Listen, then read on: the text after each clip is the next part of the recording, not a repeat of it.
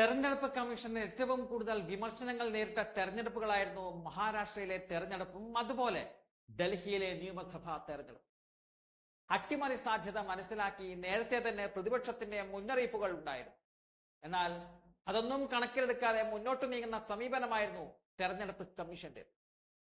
ഈ വിഷയത്തിൽ ഇപ്പോൾ കോൺഗ്രസ് സുപ്രീം കോടതിക്ക് മുന്നിലാണുള്ളത്.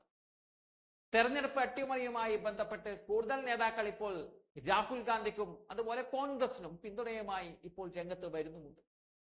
ഡൽഹി, മഹാരാഷ്ട്ര എന്നിവിടങ്ങളിലെ നിയമസഭാ തെരഞ്ഞെടുപ്പുകൾ അട്ടിമറിക്കപ്പെട്ടു എന്നുള്ള ആരോപണവുമായി പശ്ചിമ ബംഗാൾ മുഖ്യമന്ത്രിയായ മമതാ ബാനർജിയാണ് കഴിഞ്ഞ ദിവസം രംഗത്ത് വന്നിരിക്കുന്നത്. വോട്ടെടുപ്പ് അട്ടിമറിക്കാനായി ഹരിയാന, ഗുജറാത്ത് എന്നിവിടങ്ങളിൽ നിന്നുള്ള വ്യാജ വോട്ടർമാരെ BJP വോട്ടർ പട്ടികയിൽ ചേർത്തിട്ടുണ്ട് എന്നതാണ് മമതാ ബാനർജിയുടെ ആരോപണം. തെരഞ്ഞെടുപ്പ് കമ്മീഷൻ നിഷ്പക്ഷമായി നിലകൊള്ളുന്നില്ലെങ്കിൽ നീതിയുക്തമായ തെരഞ്ഞെടുപ്പ് അസാധ്യമായി. ജ്ഞാനേഷ് കുമാറിനെ മുഖ്യ തെരഞ്ഞെടുപ്പ് കമ്മീഷണറായി തിടുക്കത്തിൽ നിയമിച്ചുകൊണ്ട് പോളിംഗിനെ സ്വാധീനിക്കാൻ BJP ശ്രമിക്കുന്നു എന്നതാണ് മമതാ ബാനർജിയുടെ ഗുരുതരമായ ഒരു ആരോപണം. തിരുത്തൽ നടപടികൾ സ്വീകരിച്ചില്ലെങ്കിൽ തെരഞ്ഞെടുപ്പ് കമ്മീഷന്റെ ഓഫീസിന് മുന്നിൽ അനിശ്ചിതകാല ധർണ നടത്തുമെന്നുള്ള മുന്നറിയിപ്പ് മമതാ ബാനർജി നൽകുന്നുണ്ട്. തെരഞ്ഞെടുപ്പ് കമ്മീഷന്റെ അനുഗ്രഹത്തോടെ BJP വോട്ടർ പട്ടികയിൽ എങ്ങനെ കൃത്രിമം കാണിക്കുന്നു എന്നത് വളരെ വ്യക്തമാണ്.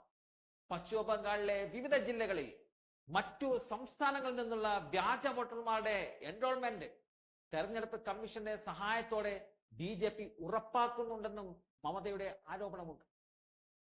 BJPയുടെ സഹായത്തോടെ വോട്ടർ പട്ടികയിൽ ചേർത്തിട്ടുള്ള വ്യാജ വോട്ടർമാരെ ഞങ്ങൾ തിരിച്ചറിയും. പുറത്തു നിന്നുള്ളവരെ ബംഗാൾ പിടിച്ചെടുക്കാൻ ഞങ്ങൾ അനുവദിക്കില്ല എന്നതാണ് മമത പറഞ്ഞിട്ടുള്ളത്. ഡൽഹിയിൽ BJP ചെയ്തത് ബംഗാളിൽ ആവർത്തിക്കാൻ കഴിയില്ല എന്ന് പറയുന്ന മമതാ ബാനർജി കോൺഗ്രസിനൊപ്പം നിൽക്കുമെന്നുള്ള കാര്യം ഉറപ്പാക്കുകയാണ്.